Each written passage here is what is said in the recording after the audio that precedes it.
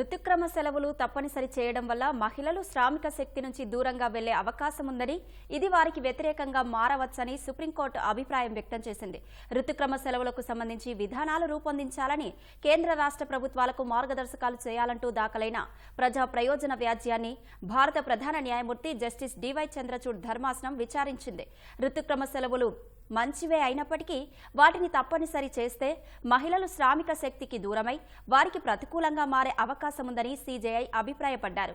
ఇది ప్రభుత్వ విధానపరమైన అంశమని, కోర్టులు జోక్యం చేసుకునే అవసరం లేదని వివరించారు. పిటిషనర్లు మహిళా శిశు సంక్షేమ శాఖ కార్యదర్శిని, అదనపు సొలిసిటర్ జనరల్ను కలిసి చర్చించాలని సూచించారు. ఈ అంశాన్ని పూర్తిగా పరిశీలించి అందరినీ సంప్రదించిన తర్వాత నిర్ణయం తీసుకోవాలని, అవసరమైతే మోడల్ విధానాన్ని రూపొందించాలని మహిళా శిశు సంక్షేమ శాఖకు సూచించారు. ఈ విషయంలో ఏ రాష్ట్ర ప్రభుత్వము చర్యలు తీసుకోవడానికి ఈ తీర్పు అడ్డురాదని కోర్టు పేర్కొంది. ప్రస్తుతం బీహార్ 2, కేరళలో 3 రోజులు మహిళలకు నెలసరి సెలవులు ఇస్తున్నారు.